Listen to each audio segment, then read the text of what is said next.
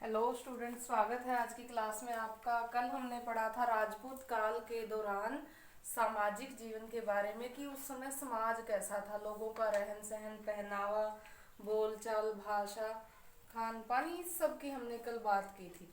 तो आज हम बात करते हैं नेक्स्ट टॉपिक की, राजपूत काल में धार्मिक जीवन की, लोगों का धर्म कैसा था। तो उसमें हम सभी धर्मों की बात करेंगे कि हिंदू धर्म कैसा था, हिंदू धर्म का कौन सा मत प्रचलित था, क्या हिंदू धर्म वैसा ही था जैसा वैदिक समाज से चला आ रहा था या वैदिकोत्तर समाज में था, या फिर उसमें कुछ एक चेंज आ गए थे। फिर हम बात करेंगे इस्लाम धर्म के बारे में भी, जैन धर्म के बारे में और बौद्ध धर्म के बारे में भी। तो इनके स्वरूपों की व्याख्या हम आज के लेक्चर में करेंगे स्टूडेंट्स। सबसे पहले बात कर लेते हैं राजपूत काल के दौरान हिंदू धर्म की। हिंदू धर्म, तो राजपूत काल के दौरान जो हिंदू धर्म प्रचलित था वो बिल्कुल भी वैदिक धर्म जैसा नहीं था, अपितु काफी कुछ चेंज था उसमें। वो ऐसा नहीं था कि जिस प्रकार से वैदिक धर्म में जो वर्ण व्यवस्था की संकीर्णता हमने देखी उसी प्रकार से ऐसा हो, बल्कि यहाँ पे हम बात करेंगे कि हिंदू धर्म के दो मत प्रचलित थे, शैव मत और वैष्णव मत। शैव मत और वैष्णव मत को मानने वाले विद्वान थे, जनता थी, और राजपूत समाज था जिसमें बहुलक जनता हिंदू धर्म को जो मानती थी वो वैष्णव मत को मानती थी। आलवार और नयनार उनके लिए शब्द यूज किए गए हैं। नयनार शैव संतों के लिए यूज किया गया है जो शैव पक्ष को मानते थे, शैव मत को मानते थे, और आलवार वैष्णव संतों के लिए यूज किया गया है। तो शैव और वैष्णव दो तरह के मत प्रचलित थे हिंदू धर्म में। तो हम बात करेंगे शैव और वैष्णव मतों की। तो सबसे पहले हम बात कर लेते हैं शैव मत की।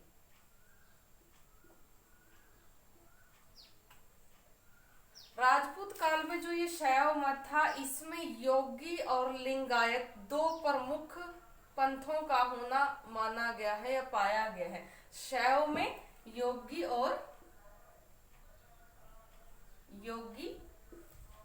पंथ और दूसरा था लिंगायत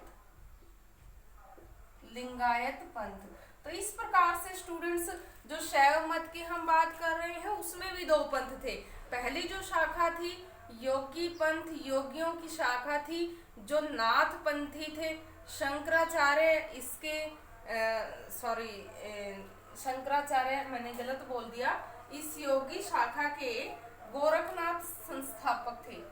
गोरखनाथ, देखिए बीच बीच में गांव का माहौल है, कभी ट्रैक्टर आ गया, कभी कोई आ गया, ये तो चलता ही रहता है, थोड़ा बहुत डिस्टर्ब नहीं होंगे इससे। तो यहाँ पे हम पढ़ रहे हैं योगी पंथ को। योगी पंथ की गोरखनाथ शाखा थी और शैव मत जो शाखा थी उसमें योगी पंथ को पढ़ रहे हैं हम। योगी पंथ में गोरखनाथ ने उसको स्थापित किया था, योगियों की ये मुख्य शाखा थी। बहुत सारे लोग शैव मत की योगी शाखा को मानने वाले थे, वो गोरखनाथ की योगी शाखा को मानने वाले थे। और इसमें हम बात कर सकते हैं कि क्या कहाँ था, उत्तर भारत में योगियों का मुख्यतः प्रादुर्भाव देखा जा सकता है। और साथ ही साथ इनके विश्वासों की बात करें, शिव जी के उपासक थे, ये शिव जी की उपासना करते थे। यहाँ पे इनके जो विश्वास थे कि ये जो वर्ण व्यवस्था के विरोधी थे, इसमें जो योगी पंथ शैव मत की जो योगी शाखा थी इसमें इनका विचार था कि सारे ही मनुष्य समान हैं, एक समानता पे आधारित पंथ था, कोई भी व्यक्ति अपना सकता था उसको। इनके एक विशेषता थी कि जो भी योगी शाखा को अपनाता था, उत्तर भारत में मुख्यतः प्रचलित थी शाखा, वो कान छिदवाते थे, कनपटे उनको बोलते थे या कनपटिए उनके लिए यूज किया जाता था। तो इस प्रकार से हम कह सकते हैं कि जाति प्रथा के विरोधी थे, और जाति प्रथा के विरोधी होते हुए पूर्णतः समानता पे आधारित योगियों ने शिव के प्रचार के लिए अपनी शाखा को प्रचलित किया। अगला है लिंगायत पंथ की हम बात कर रहे हैं। शैव मत के अंतर्गत ही बासव ने इसकी स्थापना की थी। बासव ने इसकी स्थापना की थी। इन्होंने भी जाति प्रथा, उपवास, तीर्थ यात्रा और जो बलि दी जाती है उनका कड़ा विरोध किया है कि इंसान को मुक्ति तीर्थ यात्रा से, बलि से, खाम खा के उपवास रखने से, अपने शरीर को कष्ट देने से मुक्ति प्राप्त नहीं हो सकती, बल्कि अगर मुक्ति चाहिए तो हमें भक्ति करनी होगी शिव की। शिवलिंग की पूजा में वो विश्वास रखते थे। तो ये तो थी शैव शाखा। तो इसी के अंतर्गत जो दूसरी शाखा आती है स्टूडेंट्स, वो है वैष्णव मत। वैष्णव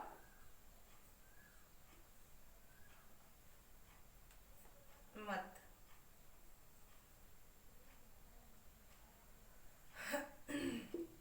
वैष्णव मत, इसका हम ये कह सकते हैं कि दक्षिण भारत में प्रचलित थी वैष्णव शाखा। और इसके जो मुख्यतः समर्थक थे वो आलवार थे, आलवार संत थे वो। और इस शाखा के मुख्य संतों में हम बात कर सकते हैं रामानुजा की। रामानुजा जो 1017 में जन्मे थे तमिलनाडु के तिरुपति में। और उन्होंने वैष्णव मत की इस शाखा का प्रचार किया। उन्होंने ये बताया लोगों को कि जो वैष्णव धर्म के बारे में कि जो कृष्ण है या राम है वो विष्णु के ही अवतार हैं, और उनकी अवतारों के रूप में उन्होंने पूजा करने की जो है लोगों को सलाह दी कि हम इनकी पूजा कर सकते हैं, इनके हम साक्षात दर्शन कर सकते हैं। और अवतारवाद के समर्थक हम कह सकते हैं कि अवतारवाद के समर्थक ये रहे होंगे, क्योंकि उनकी अवतारों की इन्होंने काफी चर्चा की है कि विष्णु ने शिव के रूप में और कृष्ण के रूप में समय समय पे अवतार लिया और संसार का भला किया। तो इस तरह की बातें इनके मत में देखी जा सकती हैं। और इन्होंने खामखा के कर्म कांडों से मुक्ति के लिए जो है जोर दिया है, और खामखा के कर्म कांडों को मानने के लिए जो है लोगों को कहा है कि खामखा के कर्म कांडों को हमें नहीं भोगना चाहिए। अगला जो मत था उसकी हम बात करें, वो था शक्ति मत।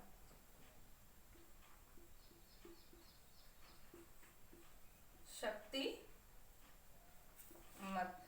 तो इस समय में स्टूडेंट्स तीसरा मत था इसमें हिंदू धर्म में ही शक्ति मत। इसमें ये नहीं है कि देवता पूजे जाते थे, अपितु देवियां भी पूजी जाती थी, जिसमें काली, दुर्गा, चंडिका या ये जो दुर्गा के 9 रूप हैं ये पूजी जाती थी। और इस प्रकार से शक्ति मत प्रचलित हुआ, जिसमें देवियों की पूजा हिंदू राजपूत समाज में की जाने लगी और उनको शक्ति का आधार माना जाने लगा। इसीलिए शक्ति मत भी काफी लोगों में फेमस रहा, काफी प्रसिद्ध रहा। अगली हम बात कर सकते हैं दूसरे धर्म की, इस्लाम धर्म की। इस्लाम धर्म। तो इस्लाम धर्म की हम बात करें तो जैसे ही 8वीं सदी का दौर शुरू हुआ, इस भारत पे अरबों ने आक्रमण किया और सिंध विजय करने के बाद इस्लाम का भारत में आगमन हुआ। इस तरह से हमने देखा कि बाद में महमूद गजनवी ने भारत पे 17 बार आक्रमण किए।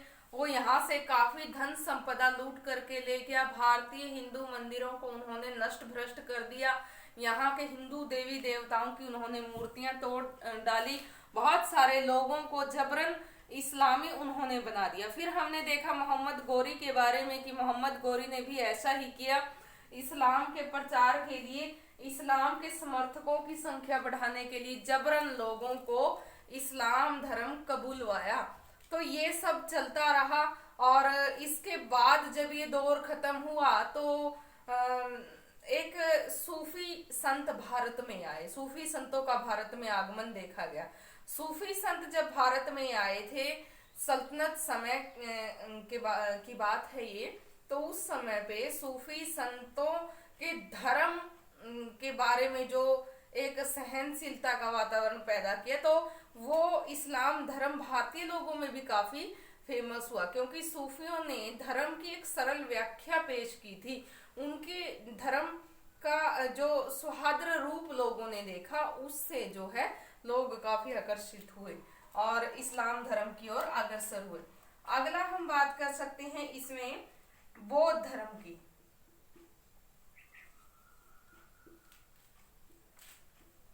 जब हम पाल शासकों के बारे में पढ़ रहे थे तब हमने देखा था कि किस तरह से बौद्ध धर्म को उन्होंने राजकीय धर्म घोषित किया था।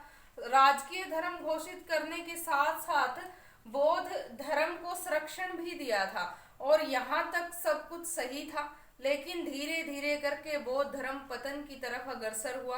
बौद्ध धर्म का पतन हुआ क्योंकि इसमें बहुत सारे खामखा के कर्मकांड भर गए थे। महात्मा बुद्ध की मूर्तियां बना करके लोग पूजने लग गए थे।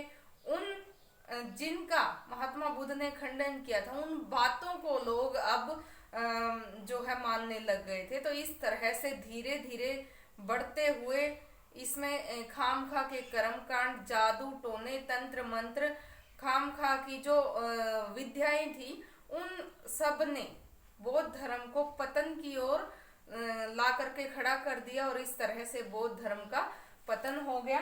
पाल शासकों के बाद बौद्ध धर्म का पतन देखा जा सकता है। और क्योंकि पाल शासकों के बाद किसी भी राजा ने जो है बौद्ध धर्म को राजकीय धर्म की तरह संरक्षण नहीं दिया था, इस कारण से बौद्ध धर्म का पतन हो गया। आगे हम बात कर सकते हैं जैन धर्म की। जैन धर्म की राजपूत समय में जैन धर्म को गुजरात के शासकों ने, राजस्थान के शासकों ने, परमार चालुक्य राजाओं ने काफी संरक्षण प्रदान किया, जिसके चलते जैन धर्म का काफी प्रादुर्भाव हुआ।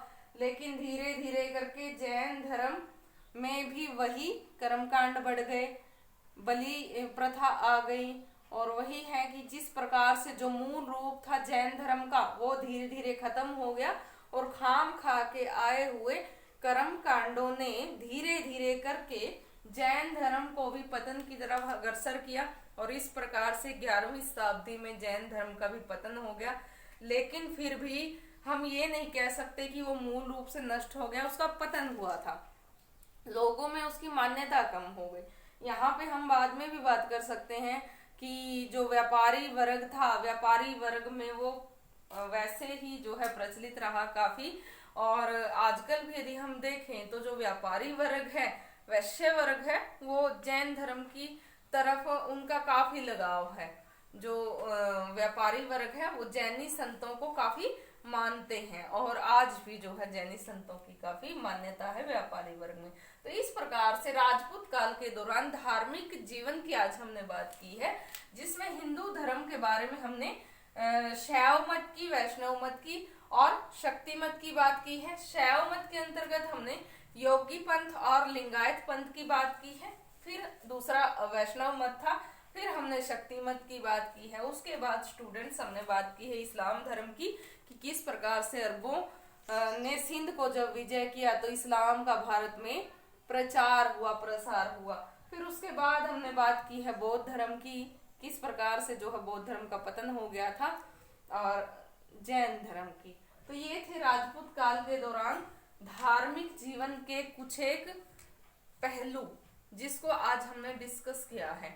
और आज स्टूडेंट्स मेरे ख्याल से ये एक टॉपिक बहुत है। अगले लेक्चर में हम बात करेंगे राजपूत काल के दौरान। हम बात कर रहे हैं 600 से 1206 ईस्वी के टाइम की, जिसमें हम बात करेंगे कि जो कला थी, कला पर क्या प्रभाव पड़ा था इस समय में, कला की प्रगति का टाइम था या कला की अवंती का टाइम था, या फिर हम बात करेंगे इसके साथ साथ साहित्य की। तो कला और साहित्य दो टॉपिक हम इसमें अगले लेक्चर में बात करेंगे। आज के लिए आप इतना पढ़ के देखेंगे, समझ में नहीं आता तो आप लोग क्वेश्चन कर सकते हैं, पूछ सकते हैं। इसके लिए आपका व्हाट्सएप ग्रुप भी बनाया गया है और साथ में आप चाहे यूट्यूब में जो कमेंट बॉक्स होता है उसमें आप कमेंट करके अपने क्वेश्चन दे सकते हैं। आज के लिए इतना काफी है। Thank you.